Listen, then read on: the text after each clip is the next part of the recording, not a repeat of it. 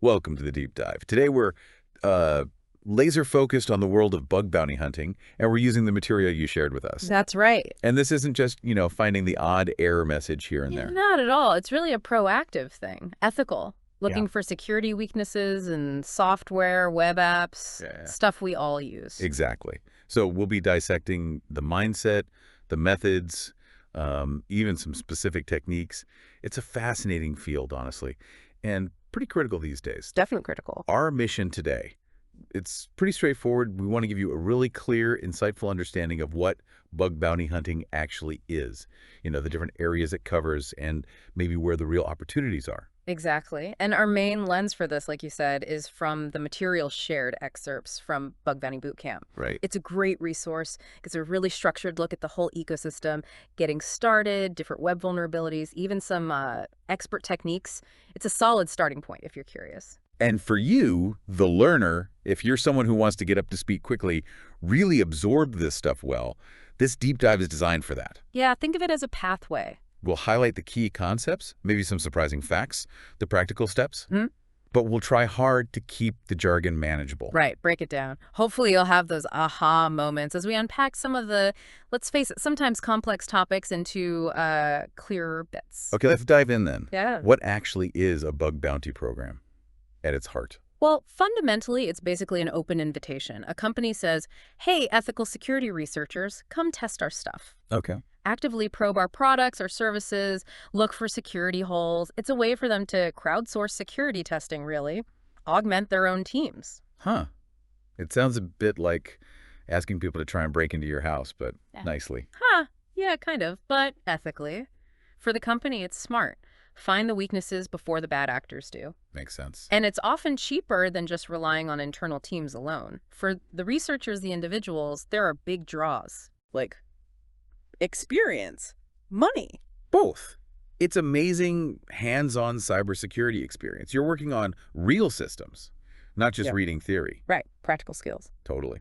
And yeah, there's the potential for rewards, payouts, sometimes pretty substantial ones, depending on how bad the bug is. Experience and rewards, okay, strong incentives. But the book mentions it's getting competitive. It is definitely getting more crowded. Yeah. Which means if you're starting out, you need to be smart about which programs you target. So what should beginners look for? How do you choose? That's a crucial point the book makes. You need to evaluate a few things. First up, asset types.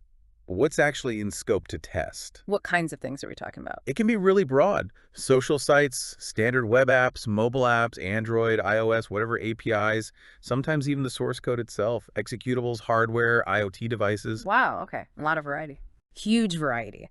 And each type has its own common problems, its own attack surface.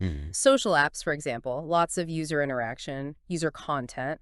So you might look for different bugs there than on, say, an e-commerce site that's more server-focused. Right, different interactions, different vulnerabilities. Exactly. And things like source code or executables, that requires more advanced skills.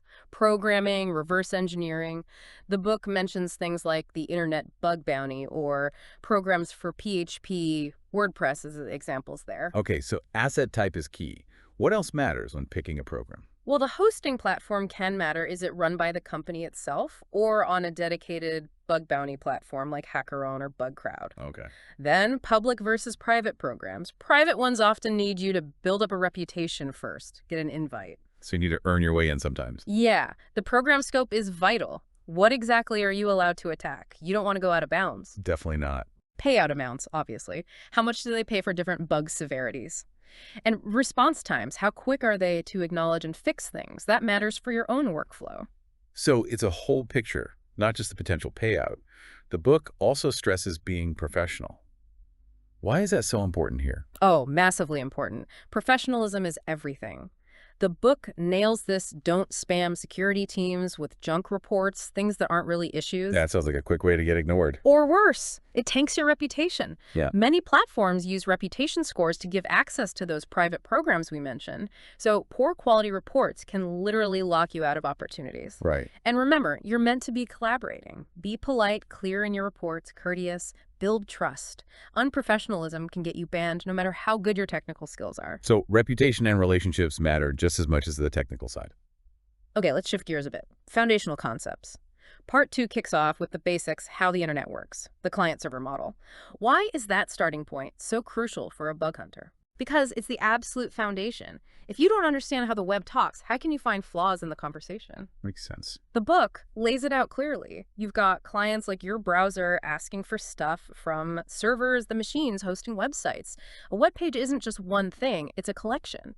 HTML for structure, CSS for looks, JavaScript for action, images, videos. All separate pieces requested and delivered. Exactly.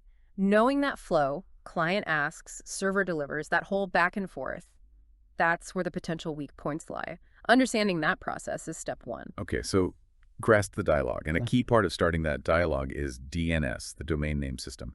Where does that fit in? DNS. Think of it like the book says the internet's giant phone book. Okay. Every device online has a numerical IP address, like 123.45.67.89 or those longer IPv6 ones, but who can remember those? Oh boy. Right. So DNS translates the names we type, like www.notstarch.com, into the numbers computers actually use to find each other. Without DNS, browsing would mean memorizing number strings. Nightmare. Definitely glad we have DNS. So it points the browser to the right server. Once we're talking to the server, the book gets into HTTP requests and responses. What are the key bits there? Right. HTTP, Hypertext Transfer Protocol. It's the language they speak. Your browser sends an HTTP request. Key parts are the method like GET to fetch data, or POST to send data, like filling out a form. Okay. Then you have headers, extra info, like the cookie header holds session data, keeps you logged in, referer shows where you came from, authorization has credentials for protected stuff, and sometimes there's a request body, especially with POC, carrying the data you're sending. Okay, so the request is the client asking. What about the server's reply? The server sends back an HTTP response. Starts with a status code, like 200 OK means success, lots of others for errors or redirects. Seen those. 404 are not found. Exactly. Responses also have headers. Content type tells the browser what kind of data is coming, HTML, an image, etc. Server may give clues about the server software. Content length is the size. And importantly, headers can set security policies for the browser. And then the actual content. And the response body, yeah. The HTML code, the picture data, whatever you asked for. Request asks, response answers, headers give context. Got it. Mm-hmm. The book then talks about encoding base64 hex, URL encoding. Why do bug hunters need to care about these? Because data flying across the web isn't always plain text. It's often encoded. Recognizing these schemes lets you decode the data, understand it, and maybe even manipulate it. Base 64, for example, often used for binary data like images or maybe encrypted stuff inside a message. The book shows how content encoding becomes that string of letters and numbers. 229 other. Yeah, right. Hex encoding base 16 is less compact, but maybe easier for humans to read sometimes. And URL encoding, percent encoding, make sure special characters don't break URLs. Being able to spot these and decode them can reveal hidden parameters or data that might be vulnerable. So decoding gives you a clearer view of the data flow. Then there are JWTs, JSON Web Tokens.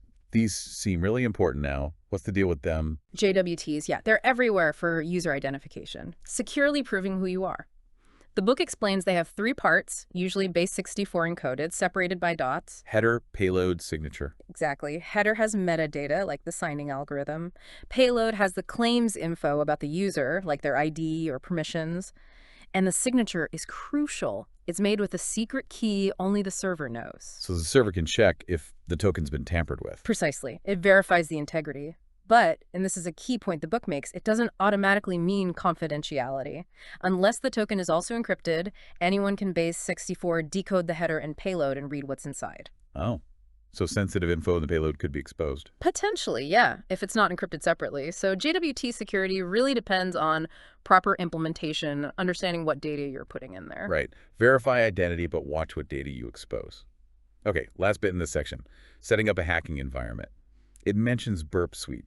Why is a tool like that essential? Oh, Burp Suite or similar web proxies are indispensable, absolutely fundamental. They act as a middleman between your browser and the website. So you can see everything. Everything. Every single HTTP request and response, you can inspect them, see exactly what's being sent and received, but more importantly, you can modify them on the fly.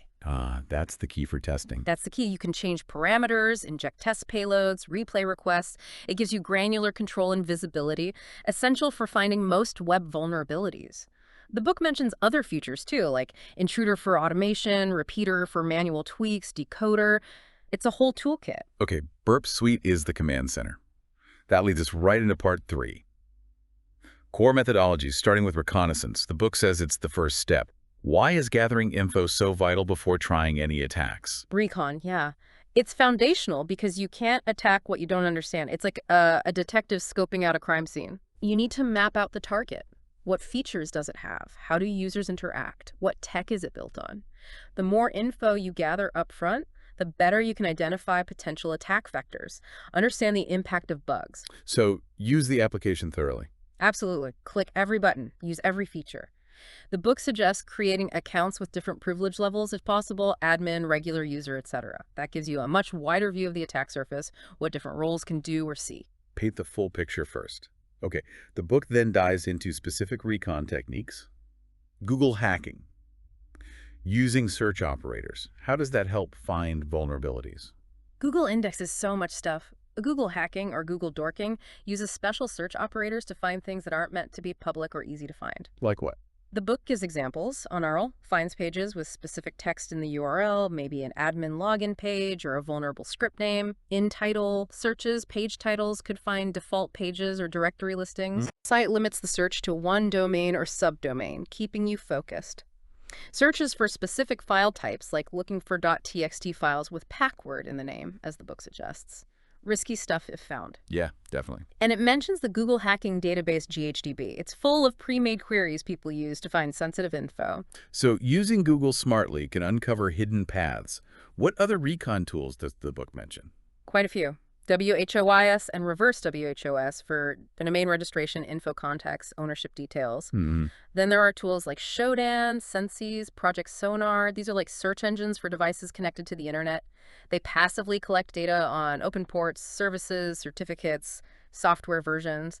You can often find out a lot about a target's infrastructure without actively scanning them yourself. Passive info gathering. Exactly. The book shows a Shodan example. Then there's directory brute forcing, using tools and word list to guess hidden file or directory names, admin panels, config files, backups. Things not linked publicly. Right. And web spidering or crawling using tools like OWASP ZAP to automatically map out all the pages and links on a site. Finds things you might miss manually. Building that inventory. Yeah. What about cloud storage, like Amazon S3? Why check those? Misconfigured S3 buckets, Yeah. a classic source of data leaks. If they're accidentally set to public, they can expose anything stored inside. Like what kind of data? API keys, customer PII, internal document source backups, you name it. The book mentions using the AWS command line to check buckets, even trying to upload or delete if permissions are wide open. Finding an open S3 bucket with sensitive data is usually a significant find. Wow, yeah. Easy win if you find one. What if you can get the actual source code? How does that help? Source code analysis is huge. If you can get access, maybe it's open source or a private repo gets leaked, or you find a bug that lets you download it. With the code, you can really dig deep. Look at how authentication works, password resets, how user input is handled, is it sanitized properly before going into a database query or being displayed. Look for hard-coded secrets like API keys or passwords. Check config files. Find old, forgotten endpoints. It's the blueprint. The application's inner workings. And vulnerability databases like CVE, how do they fit into recon? CVE, Common Vulnerabilities and Exposures. It's a catalog of publicly known bugs. So during recon, if you identify that the target is using, say, WordPress version 5.1. You can look up known bugs for WordPress 5.1. Exactly. You search the CVE database for that specific software and version. It might point you directly to known vulnerabilities you can then try to exploit. Saves a lot of time. Don't reinvent the wheel. Yeah. Technology fingerprinting. Identifying what the site is built with. Yeah, figuring out the tech stack, what web server, what programming language, what frameworks, what libraries. Why does that matter? Two main reasons. One, different technologies have different common weaknesses. An old version of Apache might have known bugs. Two, it helps you tailor your attacks. If you know it's a Ruby on Rails app, you look for Rails-specific issues. The book mentions tools like Nmap with version detection, -SV, and online tools like Wapalizer or Built With. Know the building blocks, know the potential flaws. The book then talks about bash scripting for automation. Why is scripting useful here? Because recon involves a lot of repetitive tasks. Running scans, checking subdomains, testing for common files. Right. Bash scripting lets you automate that. Write a simple script to run Nmap. then dir search, then maybe another tool, all against the same target with one command. Frees you up for the interesting analysis part. Makes sense. Work smarter. The book covers the basics: variables, if statements, loops, functions, how to use tools like grep to filter output. It gives you the power to chain tools together and process results efficiently. And it mentions scheduling scripts with cron and using Git. Yeah, cron lets you run your recon scripts automatically, maybe every night, checking for new things. Git is great for tracking changes in your results over time. Did a new subdomain pop up? Did a port open or close? Storing results in Git makes it easy to see the differences. Continuous monitoring and tracking.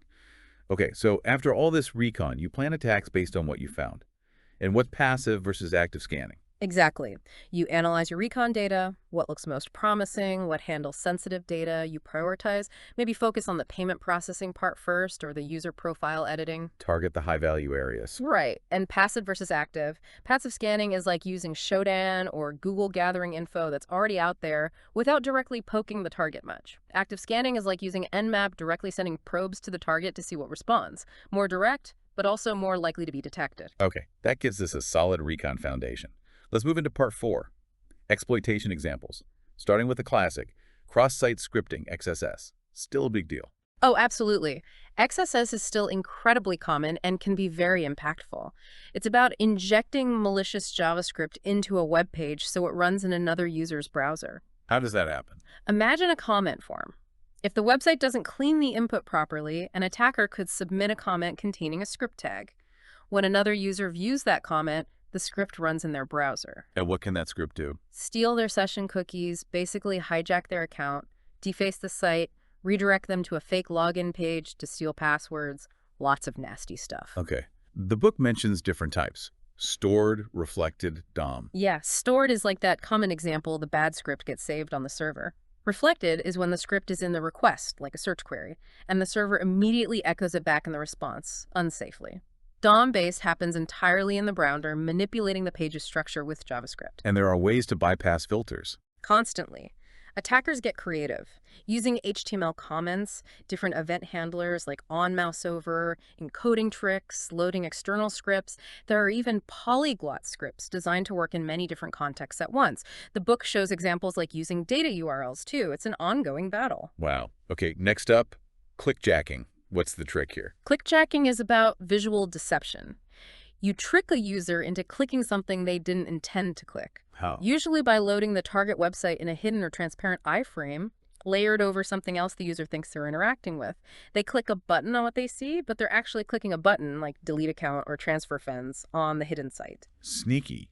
How do sites prevent this? Security headers are key. X-frame options or content security policy can tell the browser not to allow the site to be loaded in an iframe from another domain. The book mentions checking for these headers and also the same site cookie attribute. It even talks about tricks attackers use to bypass some defenses, like double iframes. So it exploits trust in visual layout. How is cross-site request forgery, CSRF, different? It also involves unwanted actions, right? It does, but the mechanism is different. CSRF doesn't rely on tricking the user into clicking something specific at that moment. It exploits the fact that the user is already logged into the target site. How? An attacker crafts a malicious request, maybe in a hidden form on their own website.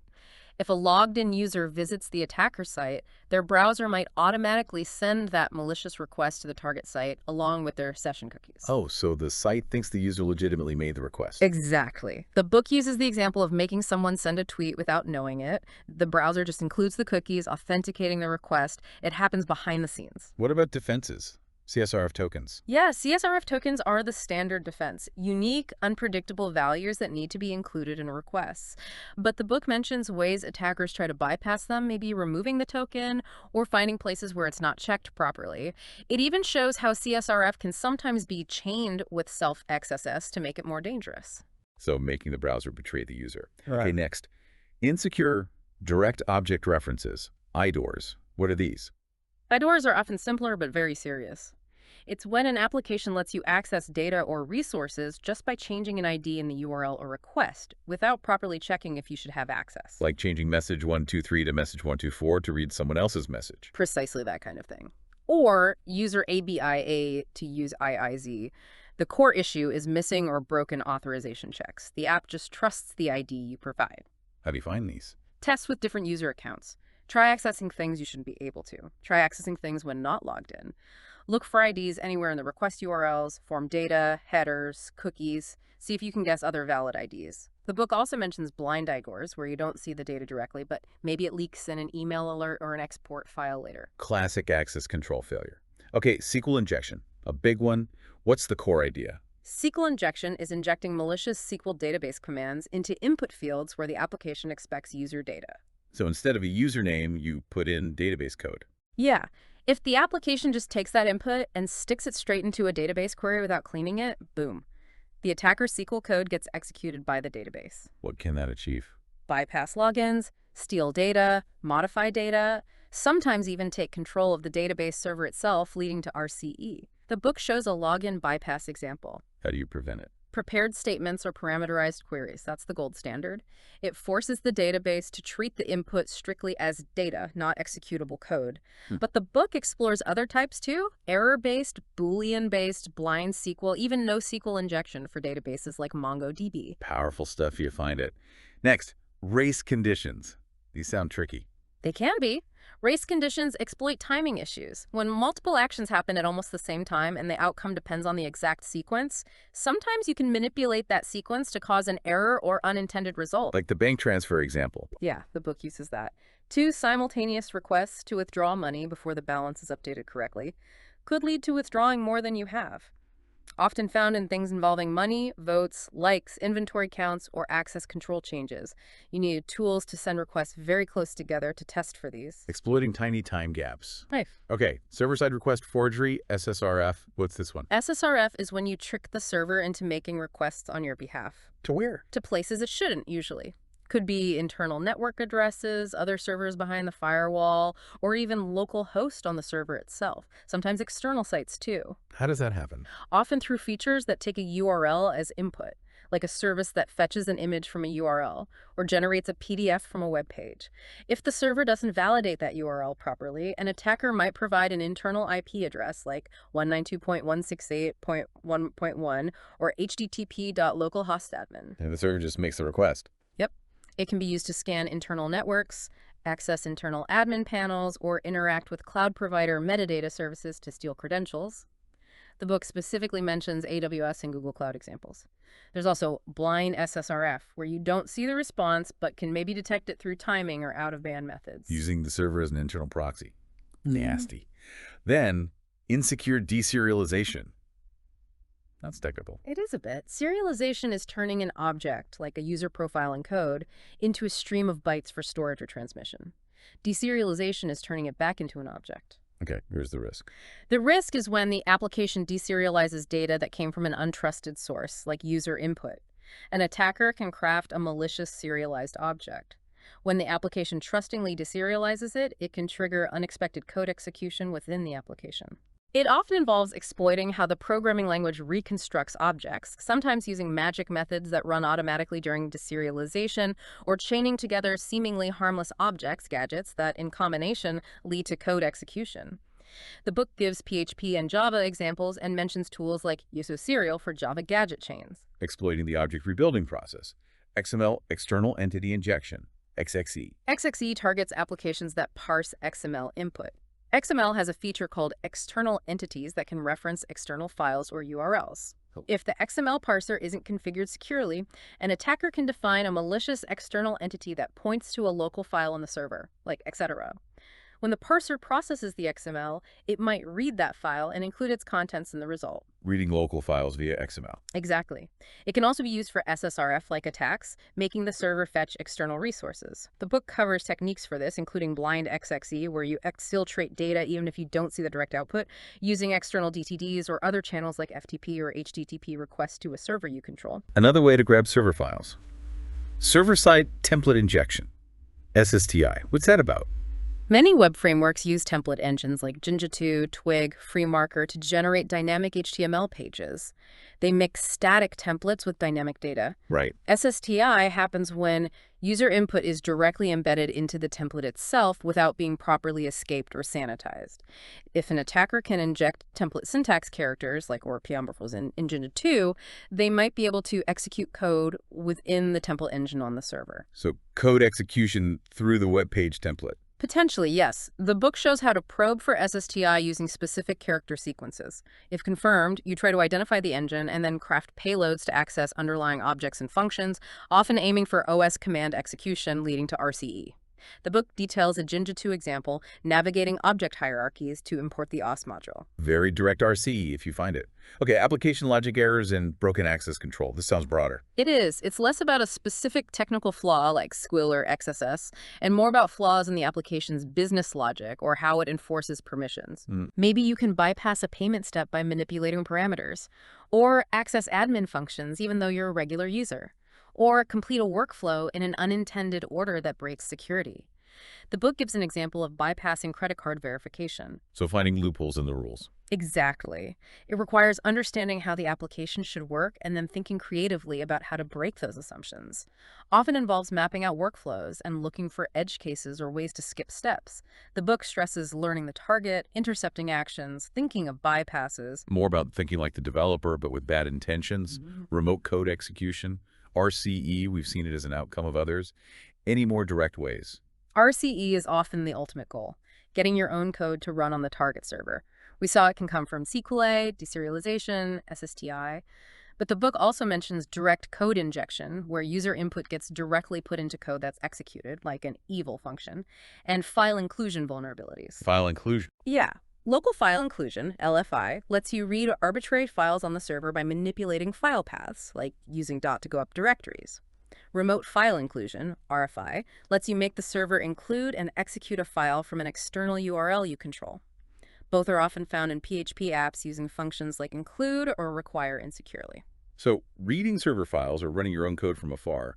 What about same origin policy, SOP, vulnerabilities? SOP is a browser thing, right? Right. SOP is a core browser security feature. It stops scripts from one website, origin, messing with content from another website, keeps sites isolated. So how can it be vulnerable? Vulnerabilities usually lie in the mechanisms used to relax SOP for legitimate reasons, like CORS, cross-origin resource sharing.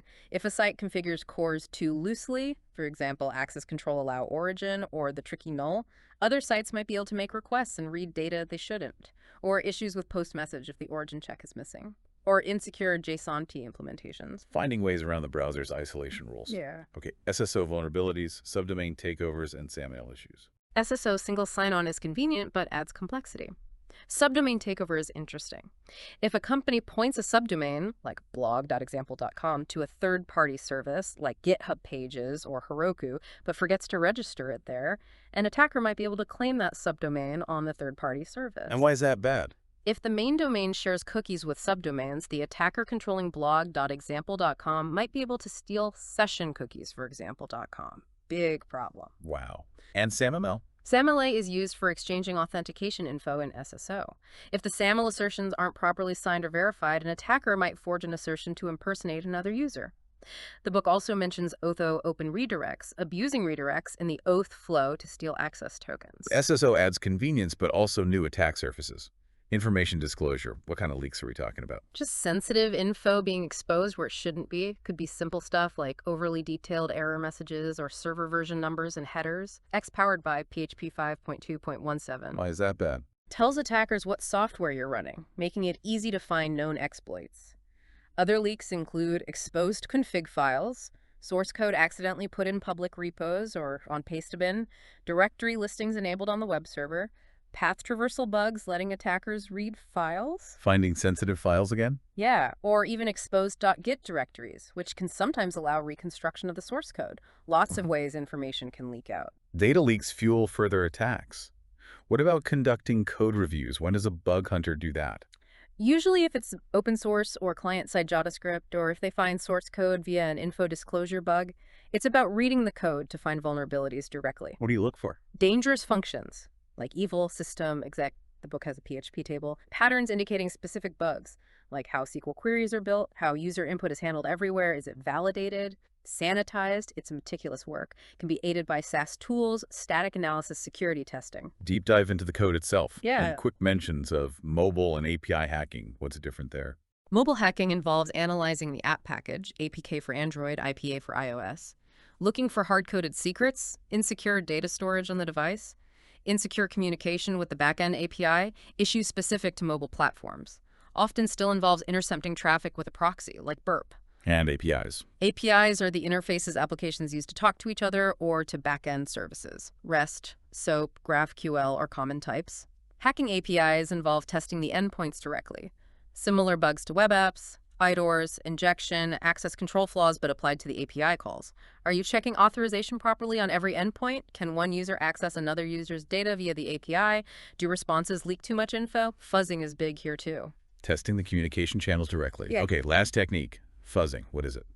Fuzzing is automated testing by throwing lots of unexpected, malformed, or random data at an application's inputs and seeing if it breaks, crashes, or behaves strangely. How is that different from a scanner? Scanners look for known patterns.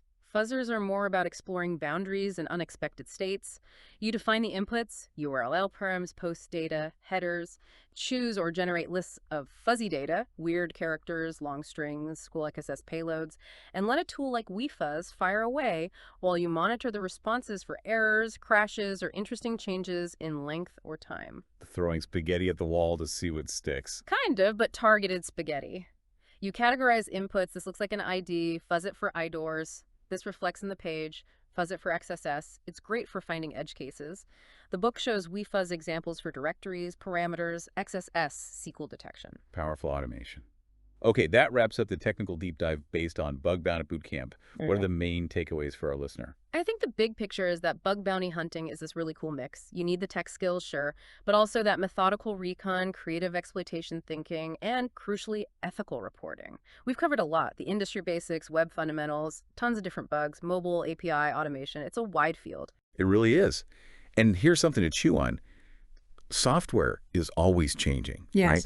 New features, new tech, which means new ways things can break, new attack vectors popping up constantly. So this hunt for vulnerabilities, it never really ends. It's this ongoing intellectual puzzle. Absolutely. So think about the principles we discussed. How might they apply not just in a formal bug bounty program, but to how you understand the apps and websites you use every day? What hidden stuff, what complexities might be lurking just beneath the surface, even in simple-looking things? This dive into Bug Bounty Bootcamp is really just scratching the surface. The deeper you go, the more fascinating and important this whole area becomes. Thanks for joining us on this deep dive.